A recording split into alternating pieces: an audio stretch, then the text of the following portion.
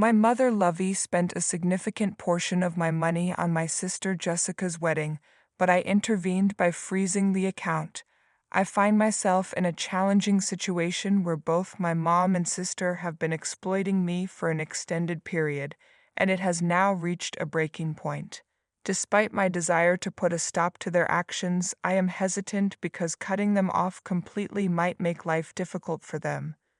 Tired of constantly yielding to their demands, I am Elizabeth Lale and my age is 38 years and married individual with two lovely kids, my daughter Emily and son Ethan, residing in Ohio for 6 years since my marriage.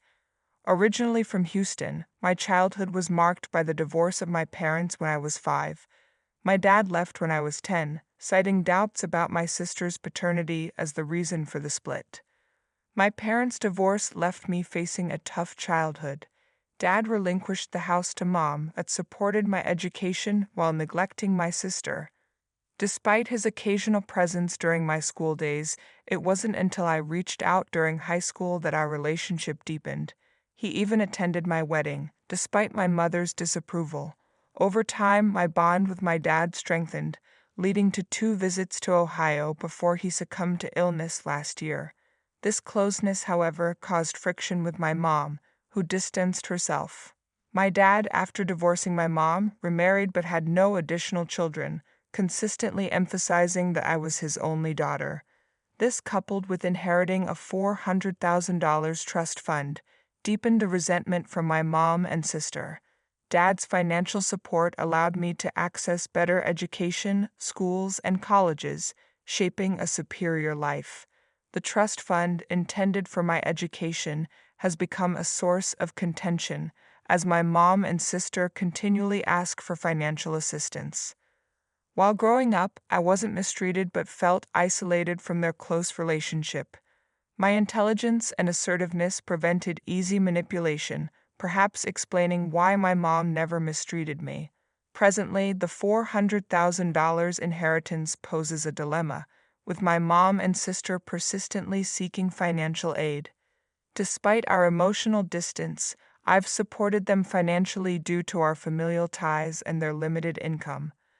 Although not emotionally close, they have never been unkind to me. A few months ago, my mom called, expressing a desire to renovate our deteriorating house.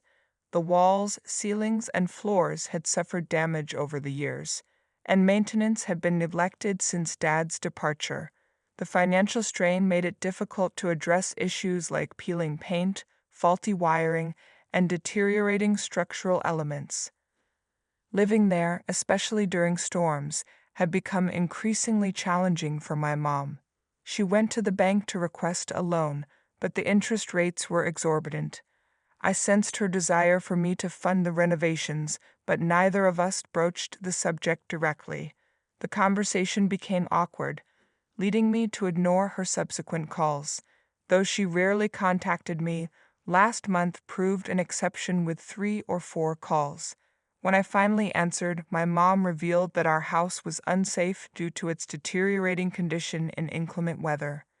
This time, she directly asked for money, promising to repay gradually. Stunned, she requested $100,000, but I couldn't lend that much. Despite my initial reluctance, I agreed to lend $50,000. Later, I realized I may have been too hasty in offering such a substantial amount. My husband Robert suggested a phased approach, monitoring the progress of the renovations before providing more funds. I informed my mom that I would send $50,000 in parts. Reactivating an old account in Houston, I transferred $10,000 there, giving her access. When she questioned why I didn't deposit directly into her account, I concocted an excuse, attributing it to my husband's suggestion. I harbor doubts about her repayment, but only time will tell. In an update, I expressed frustration at my inability to discern how my mom and sister attempted to exploit me for easy money. After 2 months and $20,000 later, I decided not to provide any more funds. While they were only nice to me for my money, the extent of their deceit shocked me.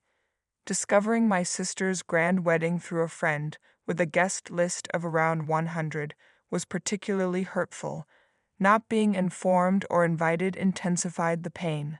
Concerns mounted when I checked the account designated for the house renovations, finding it empty. Despite my mom's claim of hiring a renovation company, the work had not commenced. The realization that they might be using my money for the wedding instead of the renovations disgusted me. Contemplating a trip to Houston, I opted to call my aunt instead. She confirmed my sister's wedding, but disclosed that she, too, was excluded from the guest list. Recalling that 6 months ago, my mom requested $20,000 for knee surgery, I inquired about the hospital details. Caught off guard, she struggled to recall any specifics, later claiming a network issue and turning off her phone. Her subsequent silence raised suspicions that the money meant for her knee surgery might have funded the renovations and was now contributing to my sister's wedding. I discovered that my sister got engaged on our front lawn with elaborate decorations and wine. The revelation left me feeling like I had been kept in the dark about their lavish lifestyle, while they pretended to be in need to extract money from me. Frustrated with their deceit, I decided to cut them off. I ceased sending money to their account, ignoring calls and texts from my mom. Even my sister, who never reached out before, attempted to contact me, but I refused to engage. I had grown tired of their lies and manipulations, and I believed that my financial standing and the inheritance left by my dad did not grant them the right to exploit me. In an update, my suspicions were confirmed when my mom, unable to reach me, called my husband. Despite my warning, he spoke to her and revealed that I was aware of their deception. He disclosed that the money was intended for my sister's wedding, not the house renovations as claimed. I was infuriated, wanting them to face the consequences of their actions. My husband's candor also unveiled my mom's deception regarding the knee surgery funds, aggravating the situation. Apologetic messages and calls flooded my phone afterward, with my mom insisting it was a misunderstanding. Torn between anger and a desire for the truth, I agreed to talk to my mom on the condition that she be completely honest. During our conversation, she confessed that my sister wanted a grand wedding but lacked the funds. The idea was to use the pretext of house renovations to extract money from me, believing I wouldn't know about the already completed renovations. I questioned why they didn't ask directly for wedding expenses, and my mom claimed my sister preferred not to seek a direct favor. Frustrated, I confronted her about the knee surgery money, and she fell silent. I pressed on, revealing that I knew the extent of their deception. Learning the truth left me devastated, recalling the betrayal I felt when my dad passed away. 2 days later, I received a voicemail from my mom requesting the remaining money to continue planning the wedding. The request disgusted me to the core, and I considered screaming at her. Their selfishness became apparent as they didn't even extend an invitation to the wedding. Frustrated and disillusioned, I decided to block both of them. I also warned my husband against any further communication with them, emphasizing the consequences of disobedience.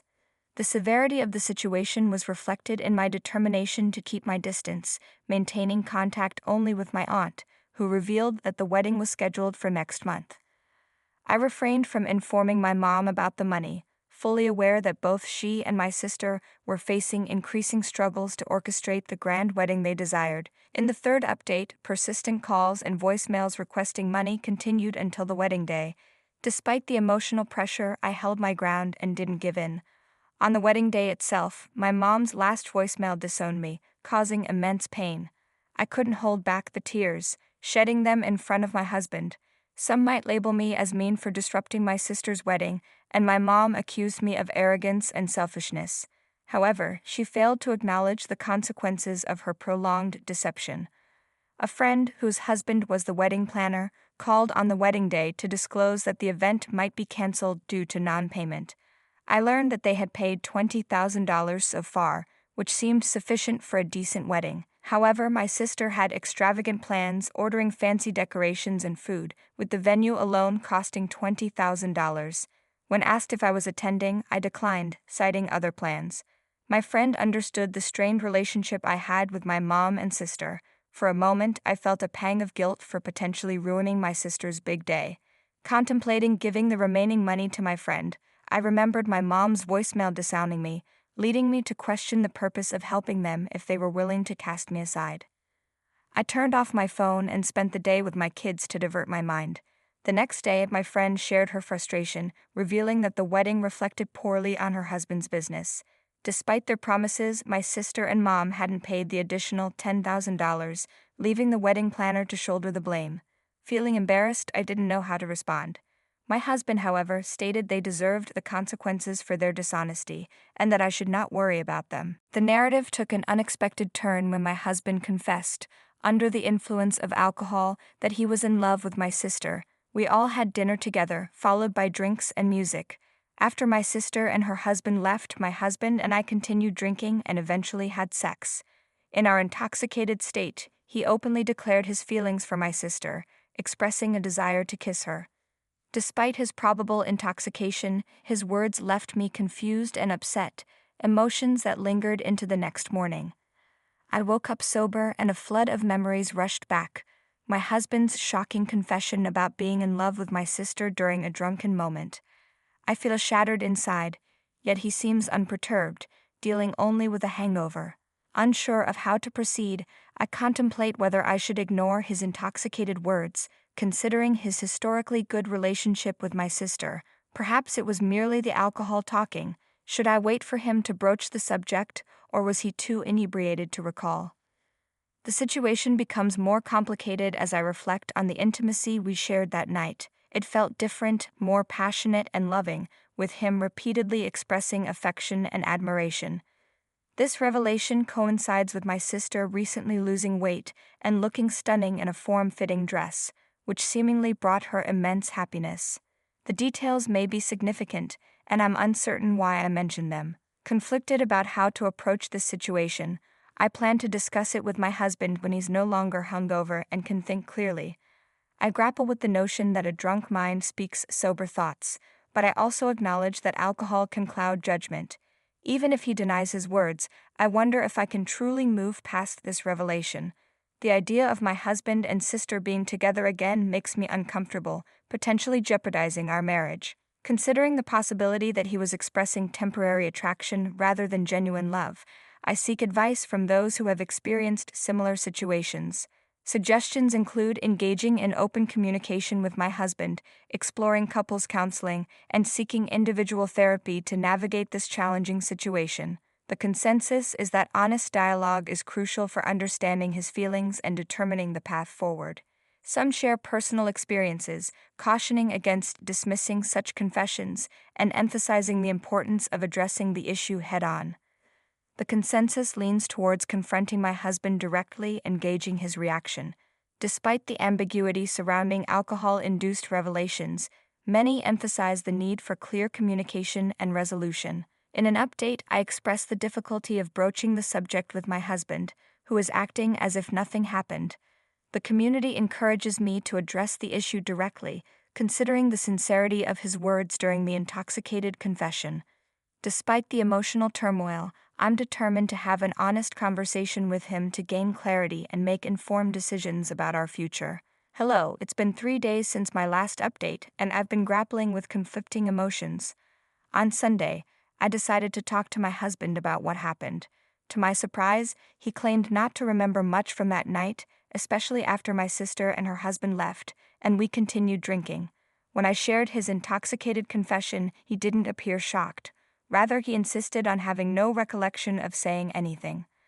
I pressed him on whether he had harbored these feelings before we started drinking, and he admitted to always having a fondness for my sister because of her kindness and warmth. He acknowledged finding her particularly beautiful that night, attributing it to her recent weight loss and increased confidence. According to him, it's normal for people to be curious about the opposite sex. When I questioned him about choosing between us, he was taken aback, asserting his love for me as his wife and the mother of his children. Frustrated, he expressed discomfort with hypothetical scenarios that could lead to unnecessary fights. Later that evening, he reassured me of his love and asked me not to overthink what he said in his intoxicated state. Despite his reassurances, I remain uncertain about everything. I am grateful for your advice and am considering seeking therapy on my own. The thought of his desire to stay connected with my sister influencing his decision to stay with me bothers me deeply. Imagining him being intimate with her while using me as a substitute for his feelings for her is an unbearable thought. These thoughts could persist and hinder my ability to feel connected during intimate moments with him. Given the close relationship between my sister and me, coupled with our proximity, I find myself obsessing over every interaction and mention of her. I wonder if he settled for being close to her by being with me. Now that he has admitted his feelings for my sister, it is challenging to believe what he's saying is true and not just my imagination. It feels impossible to move past this, as the knowledge of his emotions will forever linger in my mind. Trusting my instincts and standing up for myself seems paramount. In light of the situation, we've decided to start counseling. Moving forward, when I spend time with my sister, he won't be present. He confessed his feelings for her, asserting that he never acted on them in the past and won't in the future. The path ahead remains unclear, but we are taking steps to address the challenges in our relationship. Thank you so much for joining me on this roller coaster of emotions. If you enjoyed the story and want more engaging content, don't forget to hit that like button. Your support means the world to me. Drop a comment below and share your thoughts. What twists surprise you the most? I'd love to hear your theories and reactions. Subscribe to the channel for more gripping narratives and stay updated on the latest stories. Click that bell icon so you never miss out on the next thrilling episode. If you found this story captivating, give it a thumbs up and let's aim for X likes for the next part. Your likes fuel my creativity. How would you like the story to unfold? Share your suggestions and let's create an epic narrative together. Thanks again for being an amazing part of this community. Until next time, stay curious, stay awesome.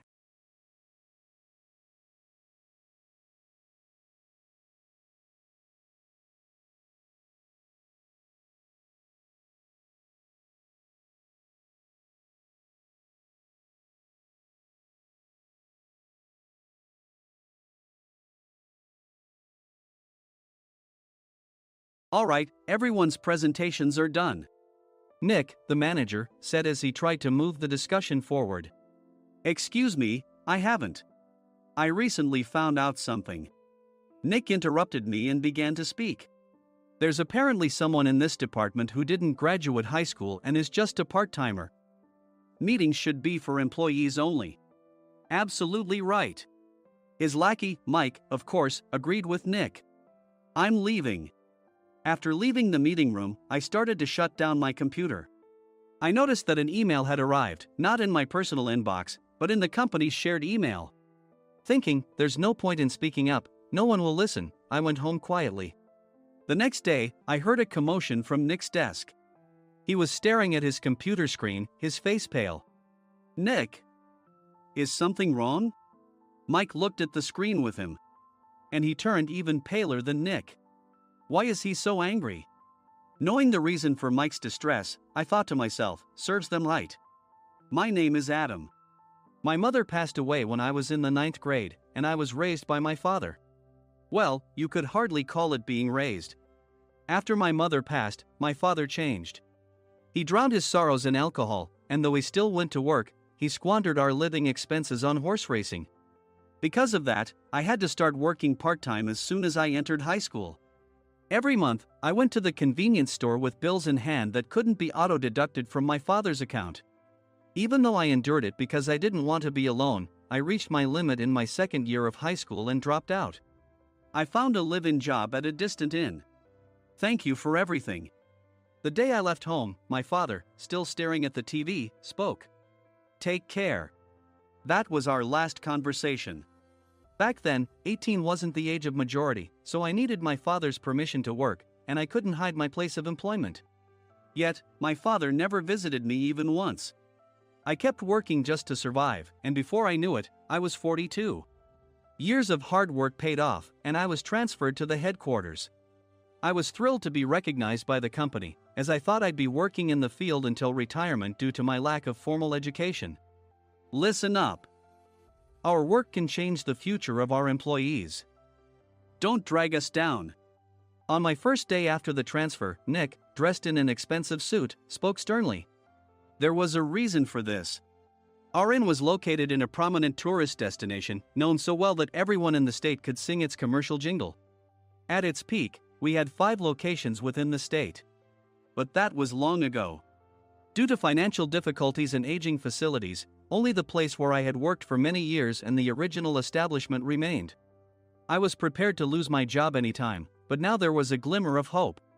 With the rise of social media, the tourist area where the inn was located started gaining attention again. Depending on how hard the sales department, where I was transferred, worked, we could either thrive or be forced to give up this prime location to the new hotel chains continuously popping up. For Nick, who had switched careers from another industry to strengthen our sales, this was a battle he couldn't afford to lose. I understood why he had to be strict. "I will do my best." Nick sneered at my enthusiastic declaration. "Did you not hear what I said?" "I'm sorry." I thought I was listening carefully.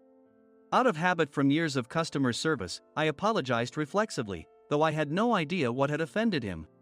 Someone was watching me with a smirk. In this department, there are those who are expected to excel and those who have been shoved here because they have nowhere else to go. You are the latter. It was Mike, the section chief. He's 7 years younger, at 35.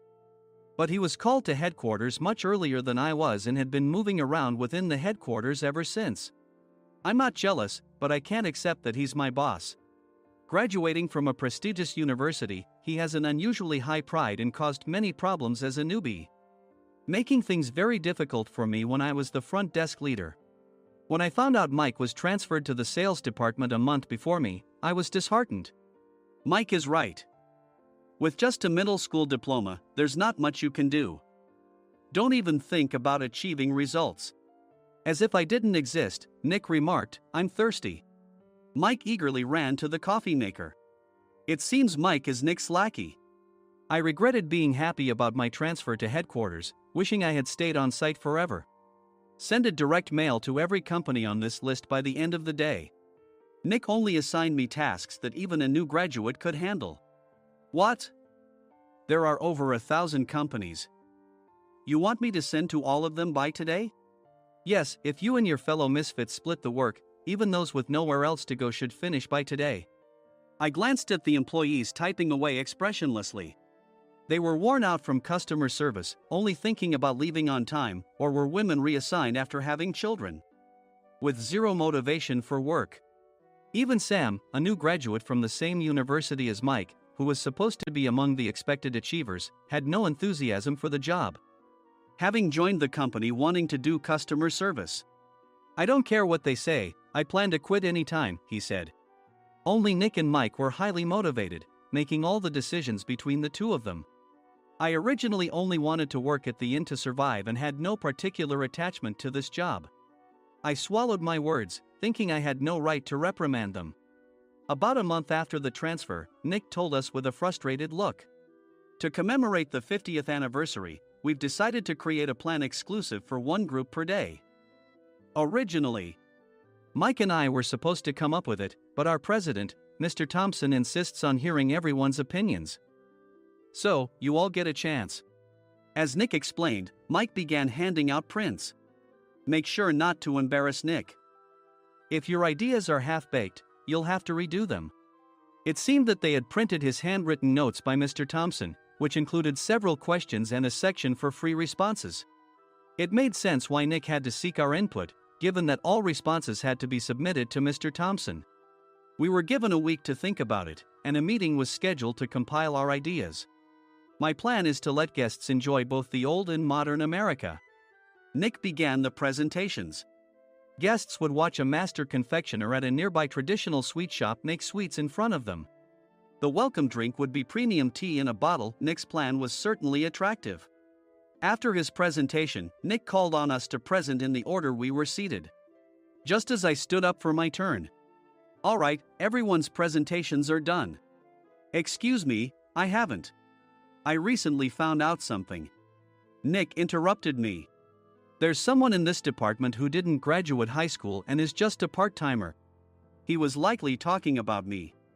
I joined the company as a part-timer and was made a full-time employee when I turned 20. That was 20 years ago, so Nick and Mike probably had no chance to know until recently. Meetings should be for employees only. Absolutely right. After that, Nick kept creating opportunities to solicit everyone's opinions, purposefully excluding me from speaking. The meeting unexpectedly heated up and went past the scheduled end time. A few people asked to leave, and the discussion continued with the remaining few.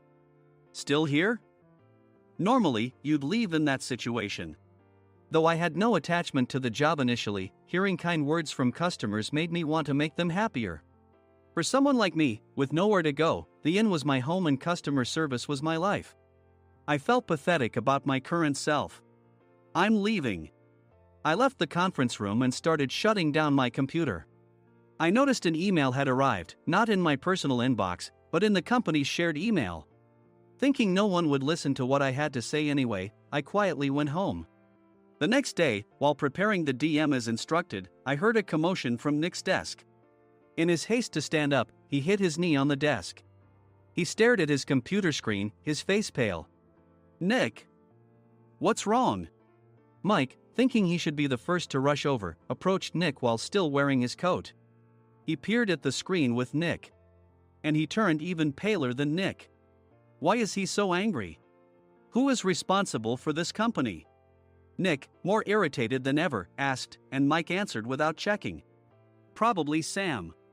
Sam wasn't there because he was attending a morning training session for new hires. Nick gave up on getting angry and returned his gaze to the screen. They were looking at an email that arrived right after the end of the working day yesterday. Apparently, no one, including me, had checked it before leaving. The email was from a large company that used us for their annual employee trips. The president and executives of that company also frequently used our services personally. President of the company, Mr. Mason himself had declared that neither he nor his company would ever use our services again. Well, some companies cancel their employee trips or stop using our services due to financial struggles. Let's just move on. Mike kept wiping the sweat from his forehead with a handkerchief. Knowing why Mike was so agitated, I quietly watched their interaction. Do you know how much revenue we get from that company? We can find other guests to fill the rooms, but we'll lose the banquet costs, gift shop revenue, rental car fees, and more. Moreover, the gifts were supposed to be prepared by the traditional confectionery shop involved in Nick's proposed plan. If it's known that we incurred such a huge loss at this critical time, Nick's position in the company would be jeopardized. Nick took a deep breath, seemingly trying to calm himself. All right, Mike. Go to New York right now and apologize to Mr. Mason. What? You're coming with me, right? I have urgent work to do. I trust you, which is why I'm entrusting this to you. Please. Mike, believing Nick's sincerity, agreed with a determined look on his face, saying, yes. That's Nick for you.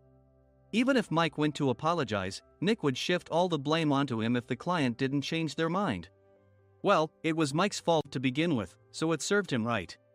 About 3 hours later, Sam answered a call from somewhere and repeatedly apologized, saying, I'm very sorry. Everyone watched to see what was happening. After ending the call, he informed Nick with a weary tone. When Mike arrived at the client's company, he only made things worse, further infuriating Mr. Mason. He was demanding, get his boss here immediately. It was no wonder Sam was exhausted, dealing with such a call right after returning from training. What is that idiot doing? All right, Adam, you're coming with me. If sacrificing Mike didn't work, then I must be next. Normally, I'd want to refuse at all costs, but I saw an opportunity in this situation. If I can be of assistance, I'd be happy to join you. I obediently followed Nick, and we flew to New York.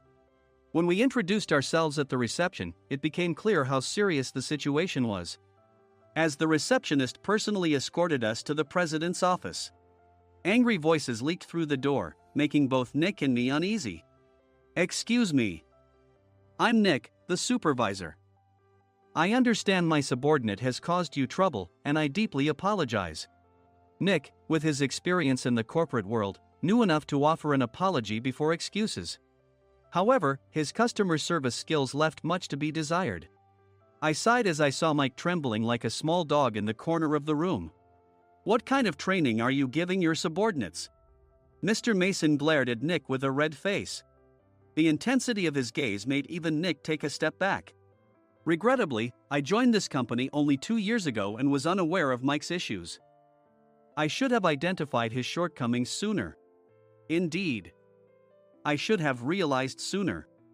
No sensible person would come to apologize and then give a lengthy presentation on the drawbacks of not using their in. Nick froze, his mouth slightly open. Suspecting the worst, I picked up the documents that had fallen to the floor. It seemed Mike hastily prepared these documents on the plane, listing the disadvantages. Disadvantage 1: if you change the venue for the company trip, employees might suspect it's for cost-cutting reasons, leading to a negative impression. Reading it aloud half-jokingly, Nick snatched the papers from my hand and checked the contents with a furious expression. Among the stack of documents was a receipt from a nearby convenience store's copy machine. I felt a pang of dread, hoping he hadn't shown the receipt as well. What do you think he said when I asked what kind of nerve he had to do this? I'm very sorry. Faced with the dire situation, Nick must have thought there was nothing left to do but apologize. In a voice smaller than I'd ever heard from him, he uttered words of apology. He said, "I'm a Harvard graduate. I don't believe I said anything wrong." Mike! What have you done? Forgetting his plan to pin the blame on Mike, Nick yelled loudly, even in front of Mr. Mason. "I didn't do anything wrong." "You're still saying that? Look at him." Mike pointed at me with a shaking hand. "I was assigned to headquarters in my 20s and now I'm a section chief. This guy only made it to headquarters at 42.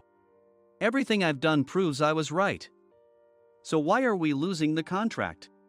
Having said his piece, Mike collapsed to the floor. "Of course. You were sent there because you had nowhere else to go." Mike never expected to hear such words from someone he looked down upon. He lunged at me, and Nick hurriedly stepped in to stop him. "Mr. Thompson told me Mike is a quick thinker, and to take good care of him." There's no way he was pushed aside. "Don't make things worse here." "He didn't say quick thinker, he said only quick-witted, didn't he?" I don't remember that part." I recalled the many troubles Mike caused when he was a newbie.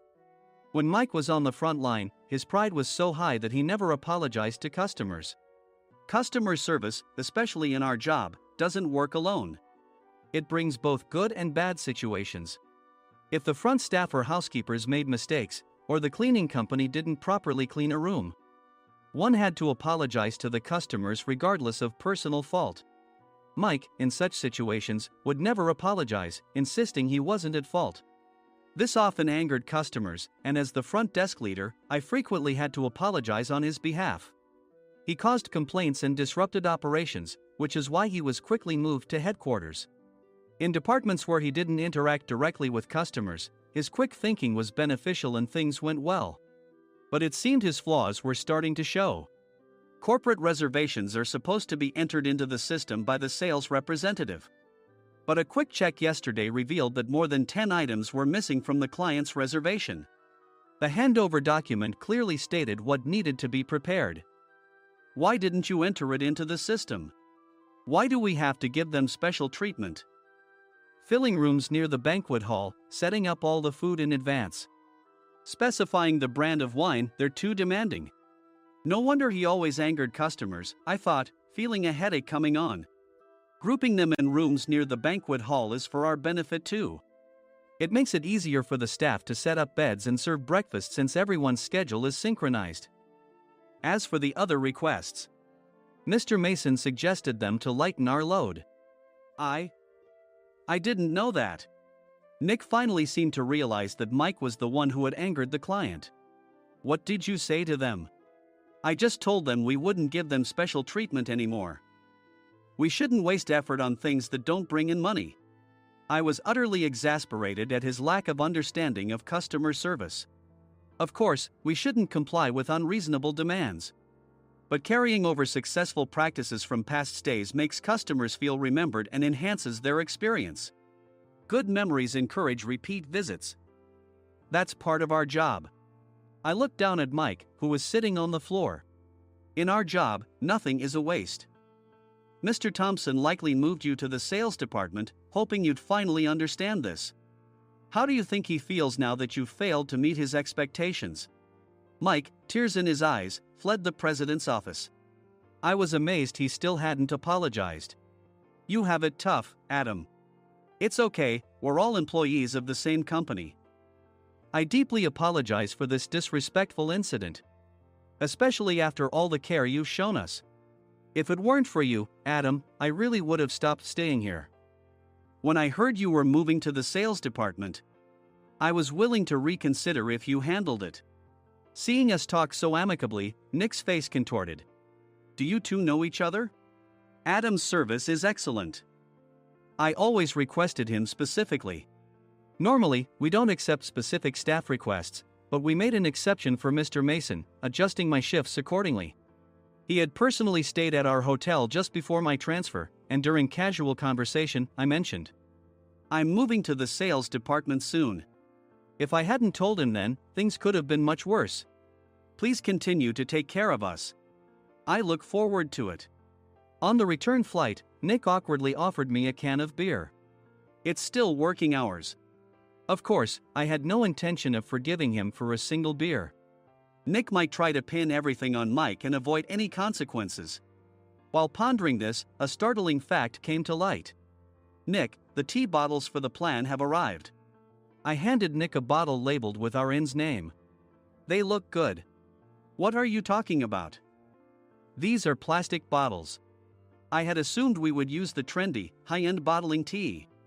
But what arrived were ordinary plastic bottles of tea with customized labels. The only unique aspect was the label, which had the inn's name, making it look customized. Upon further investigation, I discovered that a substantial amount of money was set to be paid to the tea company. It was priced like bottling tea. Does this plastic bottle really cost $100 each? The tea inside is specially blended for us. The extra cost is for that. Wouldn't it be better to use another tea company? Or is there a specific reason we must use this one? As Nick continued to make excuses, I showed him a printed email. I informed the tea company's president, Mr. Mitchell, that we discovered irregular payments and he confessed. He said you two were high school classmates and planned to split the extra money. That idiot. Why did he confess? That's not important. You should worry about yourself. This could turn into a police matter. Opening the bottle cap, I suggested. How about calming down with this tea? It supposedly has a relaxing effect. Nick drank the tea frantically. In the following days, decisions were made about their fates. Mike was reassigned to the General Affairs Department, with no chance of transfer or promotion, as per Mr. Thompson's orders. As for Nick, since the payment to the tea company hadn't yet been made, he narrowly avoided legal trouble. Instead, he was encouraged to leave the company, and to avoid further complications, Nick submitted his resignation. Rumor has it that connections between HR departments have made it difficult for him to find new employment. Even though it was good to have those two gone, something unexpected happened in the sales department. Everyone became motivated and united in refining the 50th anniversary plan. In the end, my plan was adopted. We collaborated with the Tourist Information Center to provide personalized guides. The plan, tailored to the number of guests, was truly special for the 50th anniversary. Hey, is Adam's family coming to stay? I immediately booked that special plan for my family. Sam noticed it on the reservation list and quickly picked up on it. Yes, I'm inviting my father. That's great. I might invite my parents too. I lacked the courage to face my father just as Adam. But here, with the confidence Mr. Mason praised, I felt ready. The 50th anniversary plan was a perfect opportunity to reconnect with my father. I hoped to bring back the days when we could laugh together as we once did.